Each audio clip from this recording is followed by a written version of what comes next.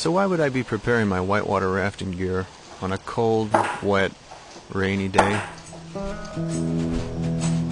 Because we live in the state of Washington, where you don't wait for the sun to come out when you want to get outside. So in the early spring, when the rivers are high, we head to our favorite, the middle fork of the Snoqualmie. So close to home, and so beautiful. Now before I get too far, this is me taking the old boat down the river one last time. This is me and the family, and the new boat. This is Tim with his new rig. This is my friend's gnome, who he can proudly say has now been featured in a movie.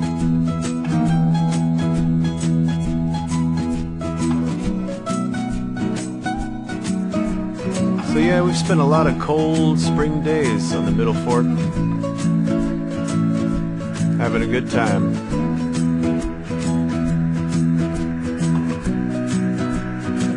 So although it usually looks like this, eventually the sun comes out later in the season. You get some real good runs, beautiful weather.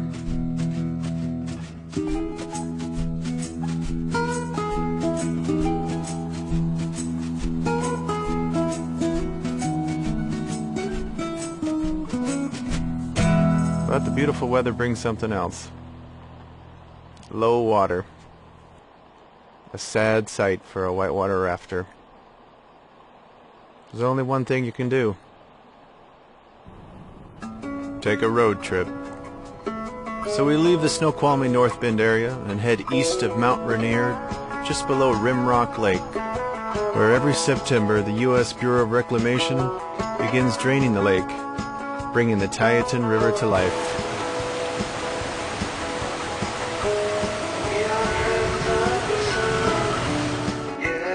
During the heat of the summer, most of the river's water is stored in Rimrock Lake behind Tieton Dam.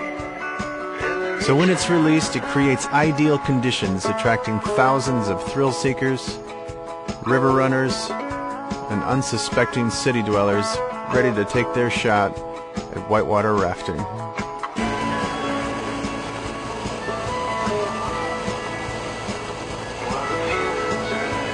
So we figured it was about time we joined the party. This is Rob, who's decided to go on an inflatable kayak, the decision he would later regret. My wife is serving as quality control manager. A few more preparations, and Tim strapping on the last of the necessities, and a parting shot in case we're never seen again. In the moments before you're about to run an unknown river, there's a nervous energy. Different. You're not sure what to expect. But before you know it, it's go time. Rob decides he'll be the first victim. He would later flip 3 times. On the other hand, here I am demonstrating a flawless takeoff.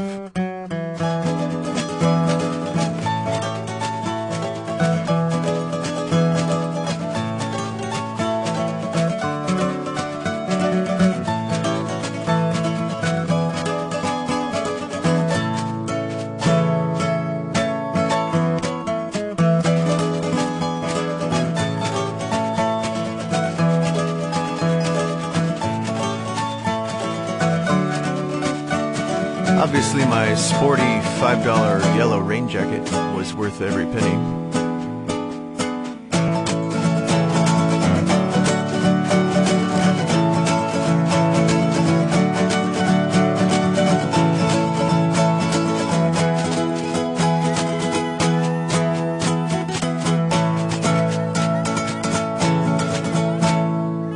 So we give a shout out to Jennifer on the shore. We're just happy we didn't flip in the first 5 minutes. But we need to make a few adjustments. So we stop at the next eddy. Now, eddies on the Tieton don't really exist. It's more like slightly calm water in front of a tree. Here's Todd using the old "if you can't tie a knot, tie a lot" trick. Now the challenge is getting off the tree. Easier said than done. Here we are later in the day.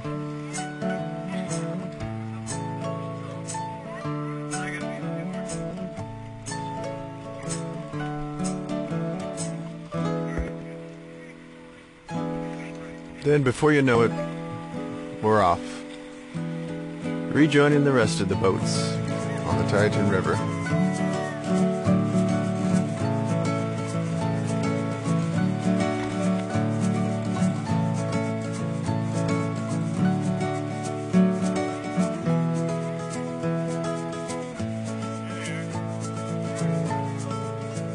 Then we find Tim patiently waiting in another so-called eddy. Now, September on the Tieton really is a party atmosphere, attracting all sorts of fun-loving people. It's not uncommon to get shout-outs from the shore inviting you to river parties, or to pass signs that say things like, "Leave your women." Unfortunately, I couldn't zoom in on that guy. He was wearing some type of pink pajamas and a feather boa. Then out of nowhere, Rob paddles out in front of us, and we're all back together again.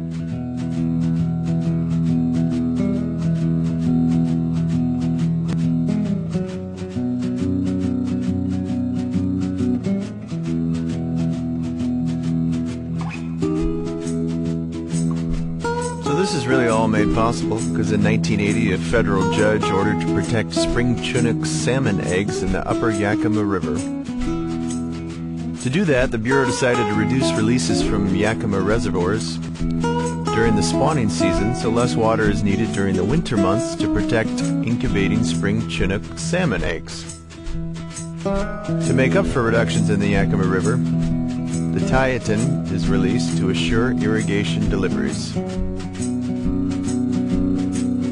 Now, I don't claim to know what all this means, except that for rafters it creates warm water and consistent flows for a month in the late summer, when you'd normally be sitting at home.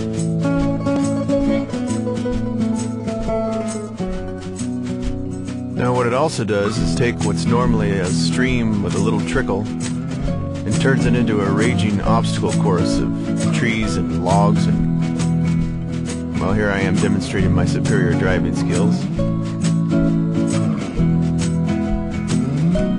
It's basically like you're rafting a flood, which is made even more difficult with 4 people on my boat. It's like putting oars on a school bus. Not one moment to relax. Especially not now, when we know what's looming ahead. Appropriately, the skies now turn dark. As you see on the left-hand side here, there are signs warning you of the impending doom.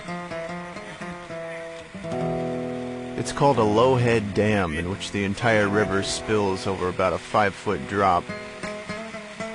Once you enter this channel here, there's no turning back. You can see one last sign on the left-hand side, letting you know that this is the end for you.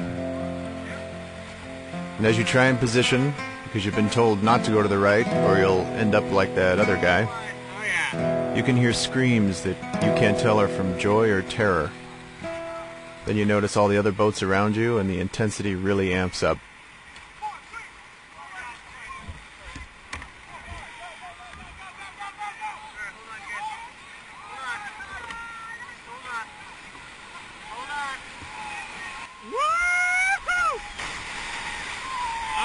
Then the chaos begins.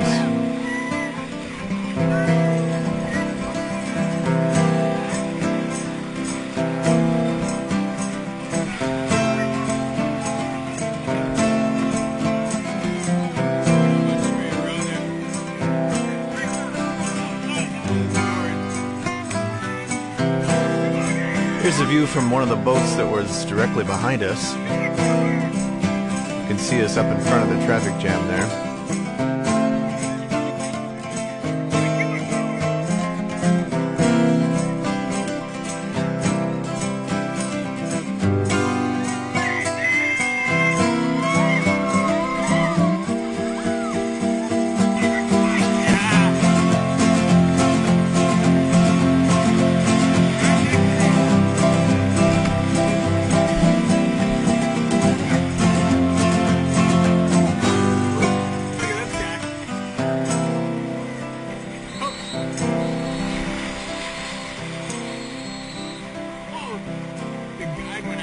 As we made it through the Waffle Wall Rapid, we came upon what looked like a battlefield of swimming rafters.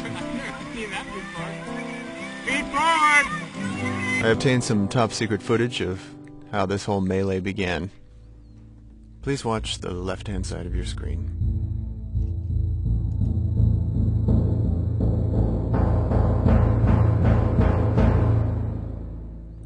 And then once again, the chaos ensues.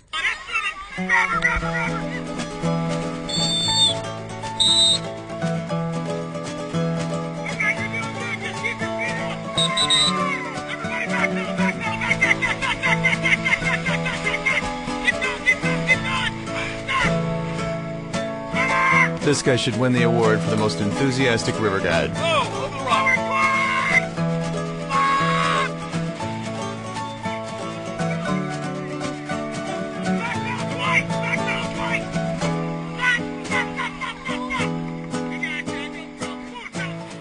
Todd really got a kick out of it.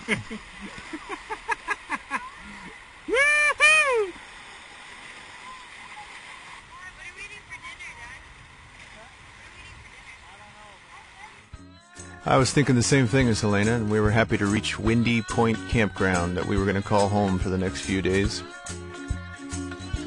This is my Hulk impression. So we all dried off by the fire and swapped stories about our first day on the Tieton.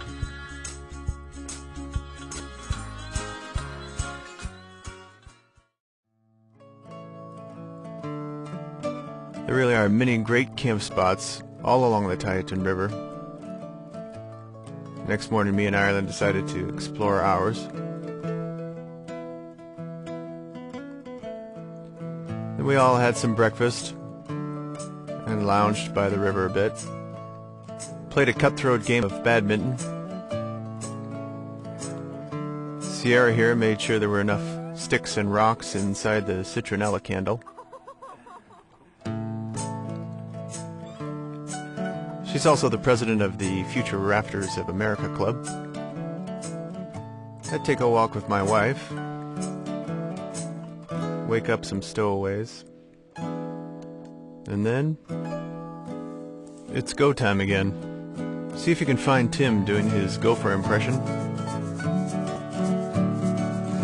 Now, the only place to get supplies when you're on the Tieton is a little town called Rimrock Retreat, where the locals have some strange ways of having fun.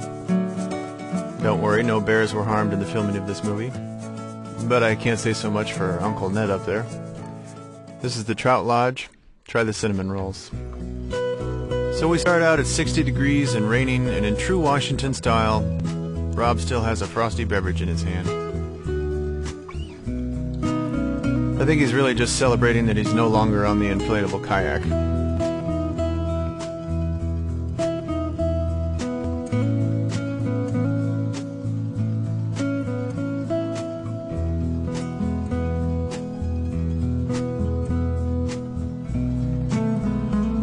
So on Waffle Wall Rapid here, where just the day before we saw all the rafts and swimmers. But today, we seem to be the only ones on the river. So it turned out to be another great day on a beautiful Washington River. So next September, if you're not quite ready for summer to be gone, head on down to the Tieton and maybe we'll see you there. I'm Richard Stewart. Thanks for watching my film.